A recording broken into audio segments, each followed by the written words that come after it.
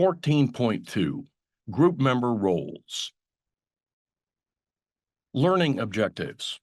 Identify and discuss task-related group roles and behaviors. Number 2, identify and discuss maintenance group roles and behaviors. Number 3, identify and discuss negative group roles and behaviors. Just as leaders have been long studied as a part of group communication research, so too have group member roles. Group roles are more dynamic than leadership roles in that a role can be formal or informal and played by more than one group member.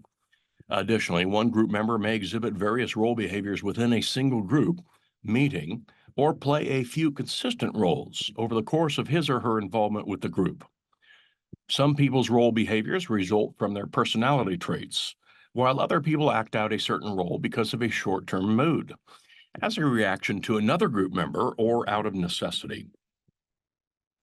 Group communication scholars have cautioned us to not always think of these roles as neatly bounded, all-inclusive categories. After all, we all play multiple roles within a group and must draw on multiple communication behaviors in order to successfully play them.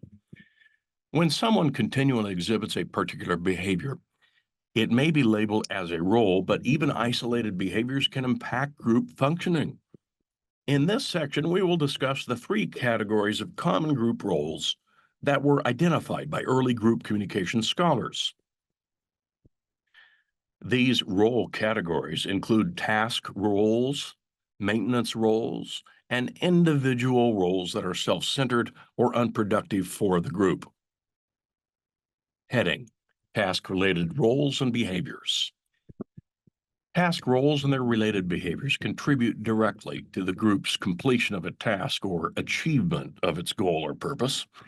Task-related goals typically serve leadership, informational, or procedural functions. In this section, we will discuss the following roles and behaviors: task leader, expediter, information provider, information seeker, gatekeeper, and recorder. Heading: Task leader. Within any group, there may be a task leader who has a high group status because of his or her maturity, problem-solving abilities, knowledge, and/or leadership experience and skills, and functions primarily to help the group complete its task. This person may be designated or emergent leader, but in either case, task leaders tend to talk more during group interactions than other group members, and also tend to do more work in the group. Depending on the number of tasks a group has, there may be more than one task leader, especially if the tasks require different sets of skills or knowledge. Because of the added responsibilities of being a task leader, people in these roles may experience higher levels of stress. A task leader's stresses, however, may be lessened through some of the maintenance role behaviors that we will discuss later. Task leader behaviors can be further divided into 2 types: substantive and procedural. The substantive leader is the idea person who communicates big picture thoughts and suggestions that feed group discussion.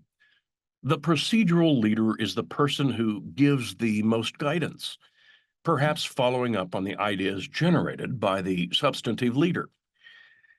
A skilled and experienced task leader may be able to perform both of these roles, but when the roles are filled by 2 different people, the person considered the procedural leader is more likely than the substantive leader to be viewed by members as the overall group leader. This indicates that task-focused groups assign more status to the person who actually guides the group toward the completion of the task, a doer, than the person who comes up with ideas, the thinker. Heading: Expediter.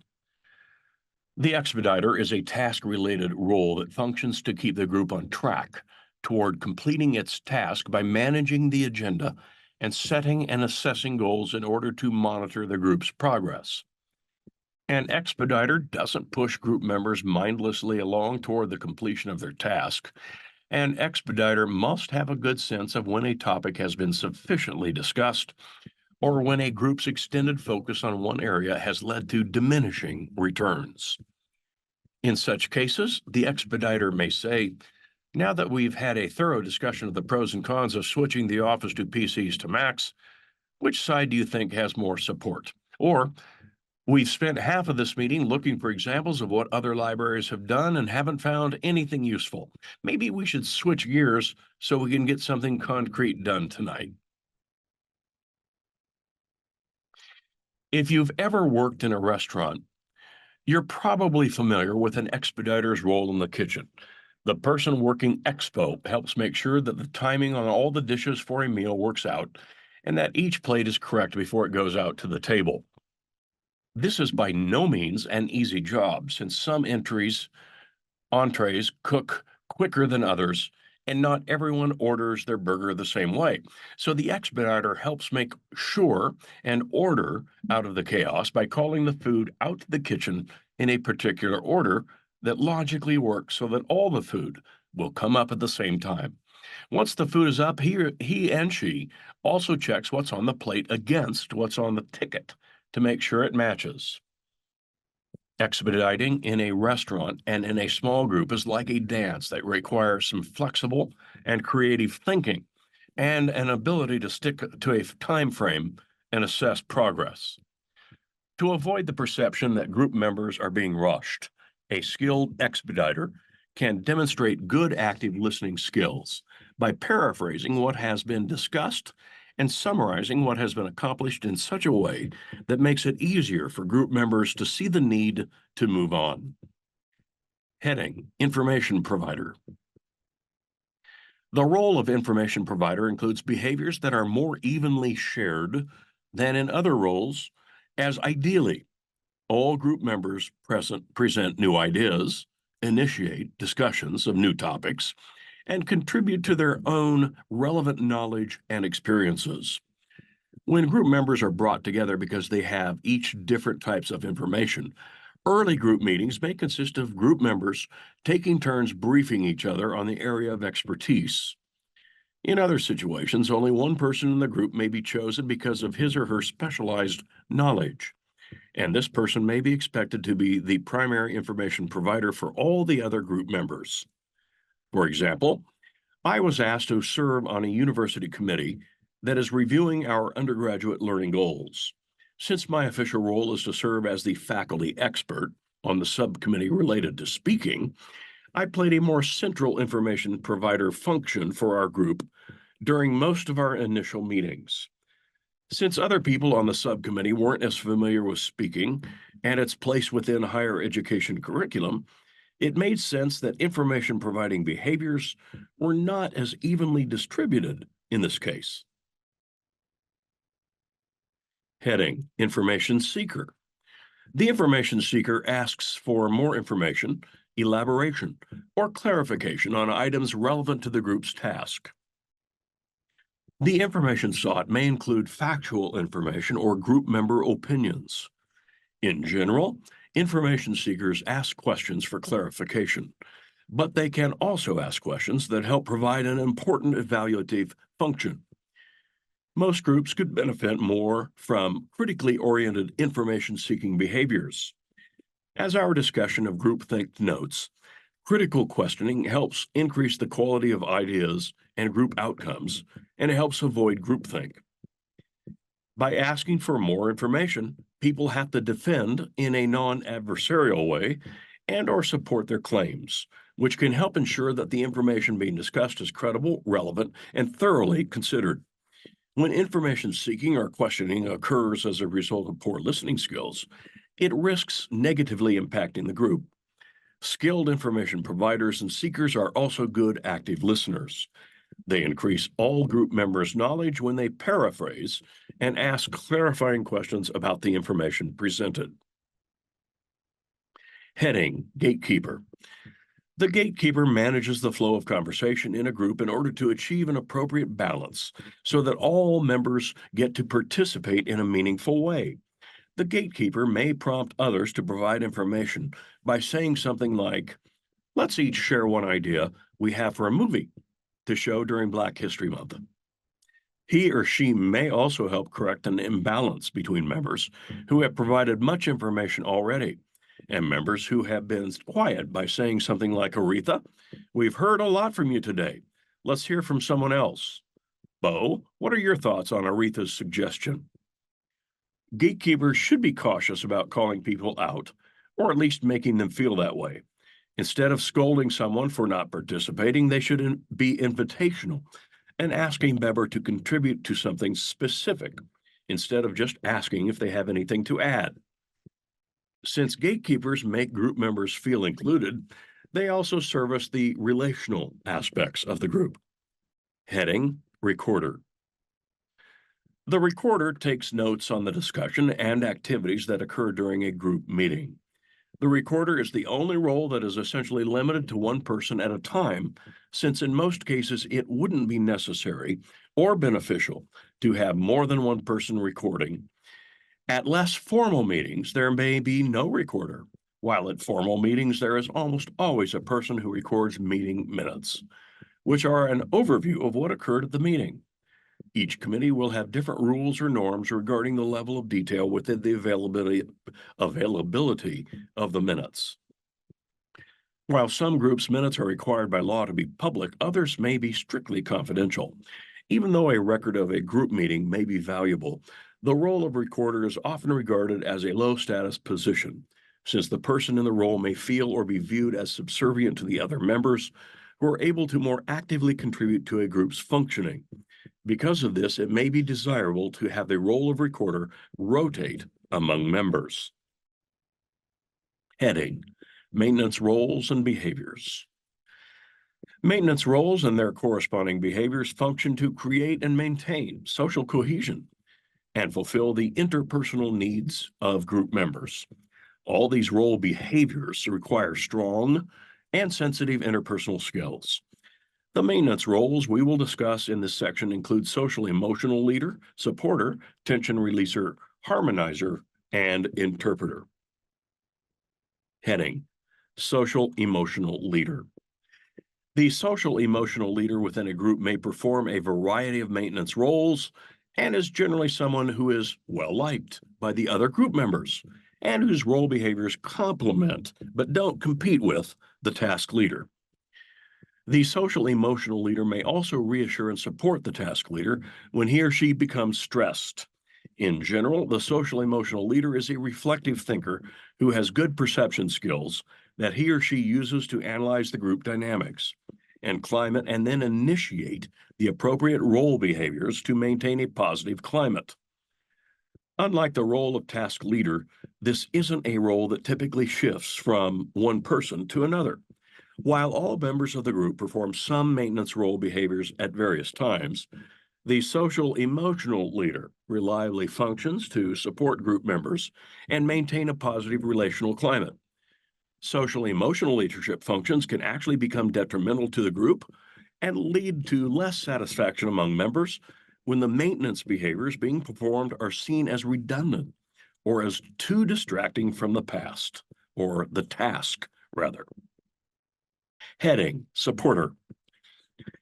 The supporter role is characterized by communication behaviors that encourage other group members and provide emotional support as needed. The supporter's work primarily occurs in one-on-one exchanges that are more intimate and in-depth than the exchanges that take place during full group meetings. While many group members may make supporting comments publicly at group meetings, these comments are typically superficial and/or brief. A supporter uses active, empathetic listening skills to connect with group members who may seem down or frustrated by saying something like, Taisha, you seemed kind of down today. Is there anything you'd like to talk about? Supporters also follow up on previous conversations with group members to maintain the connections they've already established by saying things like, Alan, I remember you said your mom is having surgery this weekend. I hope it goes well. Let me know if you need anything. The supporters' communication behaviors are probably the least noticeable of any of the other maintenance roles, which may make this group member's efforts seem overlooked. Leaders and other group members can help support the supporter by acknowledging his or her contributions. Heading, Tension Releaser. The tension releaser is someone who is naturally funny and sensitive to the personalities of the group and the dynamics of any given situation, who uses these qualities to manage the frustration level of the group. Being funny is not enough to fulfill this role, as jokes or comments could indeed be humorous to other group members, but be delivered at an inopportune time, which ultimately creates rather than releases tension. The healthy use of humor by the tension releaser performs the same maintenance function as the empathy employed by the harmonizer or the social emotional leader. But it is less intimate and is typically directed toward the group whole instead of just one person. The tension releaser may start serving his or her function during the forming stage of group development when primary tensions are present due to the typical uncertainties present during initial interactions. The tension releaser may help break the ice or make others feel at ease during the group's more socially awkward first meetings. When people make a failed attempt to release tension, they may be viewed as a joker, which is a self-centered role we will learn more about later. Heading: Harmonizer. The harmonizer role is played by group members who help manage the various types of group conflict that emerge during group communication. They keep their eyes and ears open for signs of conflict among group members and ideally intervene before it escalates. For example, the harmonizer may sense that one group member's critique of another member's idea wasn't received positively, and he or she may be able to rephrase the critique in a more constructive way, which can help diminish the other group member's defensiveness. Harmonizers also de-escalate conflict once it has already started. For example, by suggesting that the group take a break and then mediating between group members in a side conversation. These actions can help prevent conflict from spilling over into other group interactions. In cases where the whole group experiences conflict, the harmonizer may help lead the group in perception checking discussions that help members see an issue from multiple perspectives. For a harmonizer to be effective, it's important that he or she be viewed as impartial and committed to the group as a whole, rather than to one side of an issue or one person or faction within the larger group. A special kind of harmonizer that helps manage cultural differences within the group is the interpreter. Heading: Interpreter. An interpreter helps manage the diversity within a group by mediating intercultural conflict, articulating common ground between different people, and generally creating a climate where difference is seen as an opportunity rather than as something to be feared. Just as an interpreter at the United Nations acts as a bridge between two different languages, the interpreter can bridge identity differences between group members. Interpreters can help perform the other maintenance roles discussed with a special awareness of and sensitivity toward cultural differences. While a literal interpreter would serve a task-related function within a group, this type of interpreter may help support a person who feels left out of the group because he or she has a different cultural identity than the majority of the group. Interpreters often act as allies to people who are different, even though the interpreter doesn't share the specific cultural identity. The interpreter may help manage conflict that arises as a result of diversity. In this case, acting like an ambassador or mediator, interpreters, because of their cultural sensitivity, may also take a proactive role to help address conflict before it emerges. For example, by taking a group member aside and explaining why his or her behavior or comments may be perceived as offensive. Heading: Negative roles and behaviors. Group communication scholars began exploring the negative side of group member roles more than 60 years ago. Studying these negative roles can help us analyze group interactions and potentially better understand why some groups are more successful than others. It's important to acknowledge that we all perform some negative behaviors within groups, but that those behaviors do not necessarily constitute a role. A behavior, or person rather, may temporarily monopolize a discussion to bring attention to his or her idea. If that behavior gets the attention of the group members and makes them realize they were misinformed or headed in a negative direction, then that behavior may have been warranted. Negative behaviors can be enacted with varying degrees of intensity and regularity, and their effects may range from mild annoyance to group failure. In general, the effects grow increasingly negative as they increase in intensity and frequency. While a single enactment of a negative role behavior may still harm the group, regular enactment of such behaviors would constitute a role, and playing that role is guaranteed to negatively impact the group. We will divide our discussion of negative roles into self-centered and unproductive roles. Heading: Self-centered roles. The behaviors associated with all the self-centered roles divert attention from the task to the group member exhibiting the behavior. Although these roles share in their quest to divert attention, they do it in different ways and for different reasons. The self-centered roles we will discuss are the central negative monopolizer, self-confessor, insecure compliment seeker, and joker. Heading: Central negative. The central negative argues against most of the ideas and proposals discussed in the group and often emerges as a result of a leadership challenge during group formation. The failed attempt to lead the group can cause feelings of resentment toward the leader and/or the purpose of the group, which then manifests in negative behaviors that delay, divert, or block the group's progress toward achieving its goal. This scenario is unfortunate because the central negative is typically a motivated and intelligent group member who can benefit the group if properly handled by the group leader or other members. Group communication scholars suggest that the group leader or leaders actively incorporate central negatives into group tasks and responsibilities to make them feel valued and to help diminish any residual anger, disappointment, or hurt feelings from the leadership conflict. Otherwise, the central negative will continue to argue against the proposals and decisions of the group, even when they may be in agreement.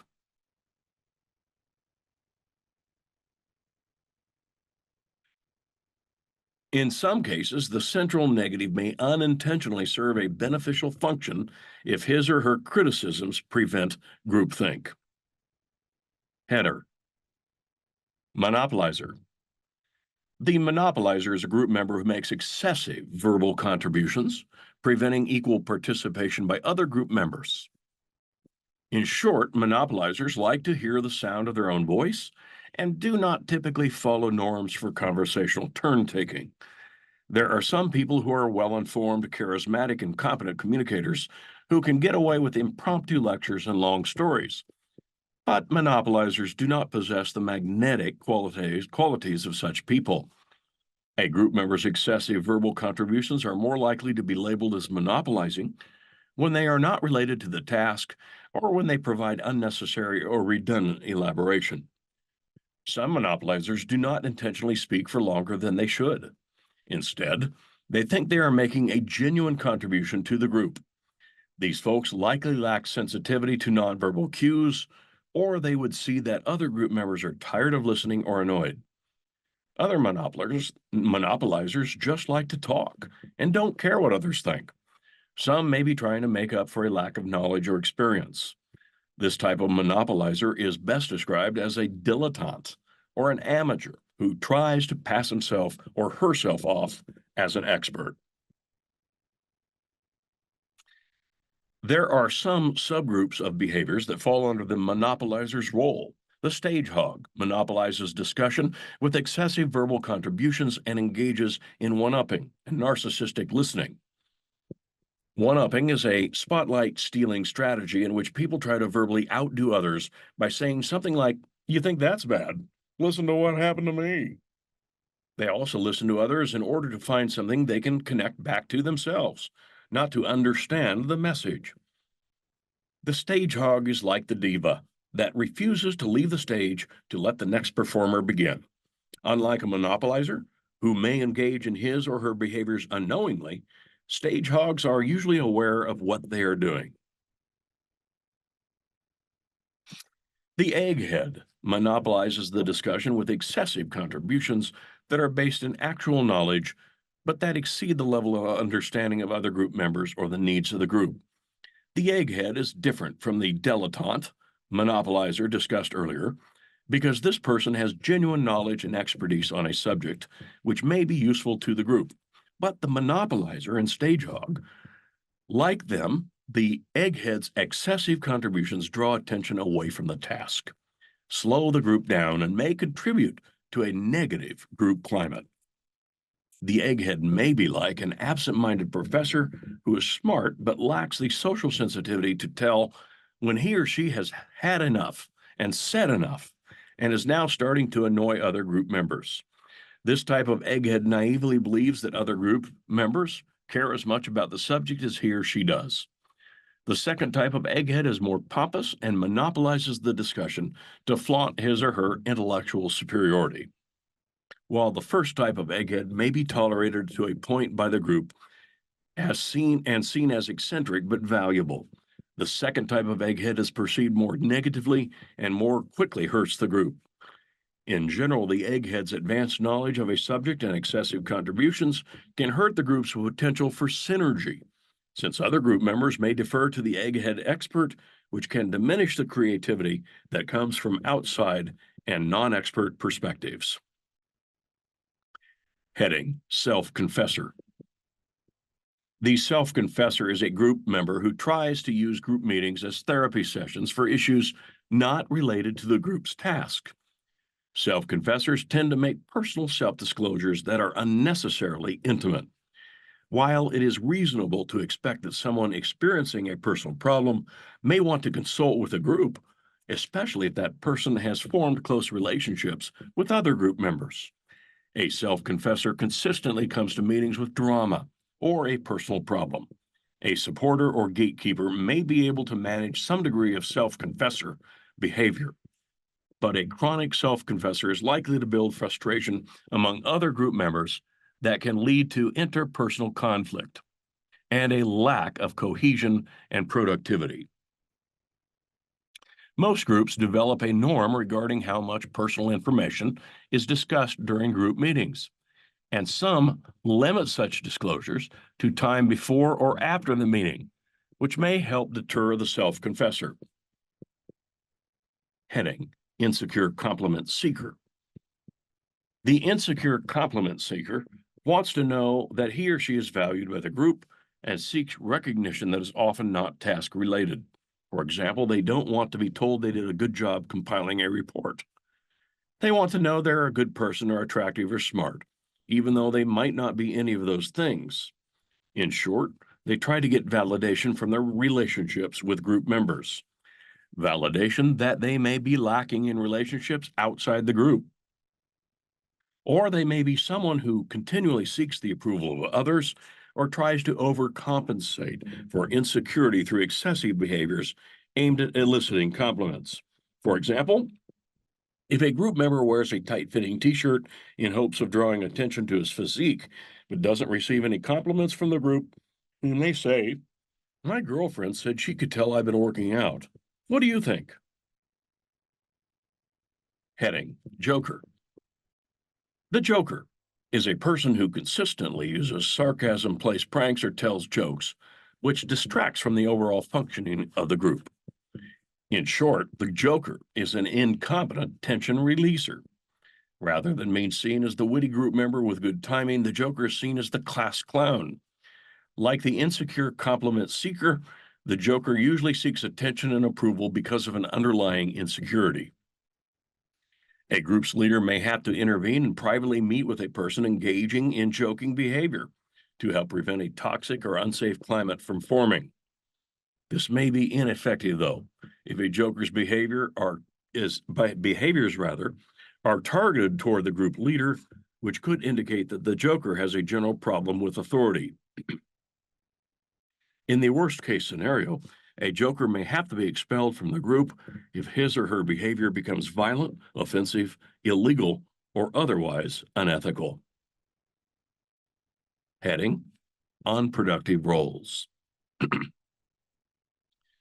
There are some negative roles in group communication that do not primarily function to divert attention away from the group's task to a specific group member. Instead, these unproductive roles just prevent or make it more difficult for the group to make progress. These roles include the blocker, withdrawer, aggressor, and doormat. Heading: Blocker. The blocker, intentionally or unintentionally, keeps things from getting done to the group. Intentionally, a person may suggest that the group look into a matter further or explore another option before making a final decision, even though the group has already thoroughly considered the matter. They may cite a procedural rule or suggest that input be sought from additional people in order to delay progress. Behaviors that lead to more information gathering can be good for the group, but when they are unnecessary, they are blocking behaviors. Unintentionally, a group member may set blocking behaviors into motion by missing a meeting or not getting his or her work done on time. People can also block progress by playing the airhead role, which is the opposite of the egghead role discussed earlier. An airhead skirts his or her responsibilities by claiming ignorance when he or she actually understands or intentionally performs poorly on a task so that the other group members question his or her intellectual abilities to handle other tasks. Since exhibiting airhead behaviors gets a person out of performing tasks, they can also be a tactic of a withdrawer, which we will discuss next. Heading: Withdrawer. A withdrawer mentally and/or physically removes herself and himself from group activities and only participates when forced to.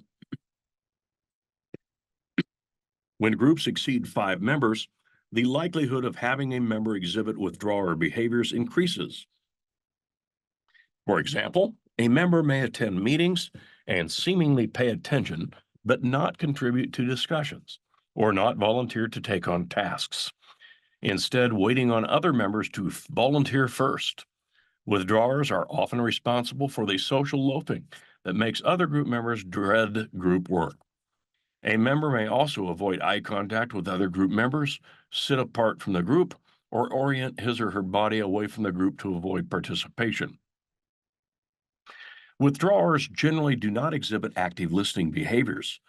At the extreme, a group member may stop attending group meetings completely, adopting a problem-solving model that requires equal participation. Starting to build social cohesion early and choosing a meeting place and seating arrangement that encourages interactivity can help minimize withdrawing behaviors.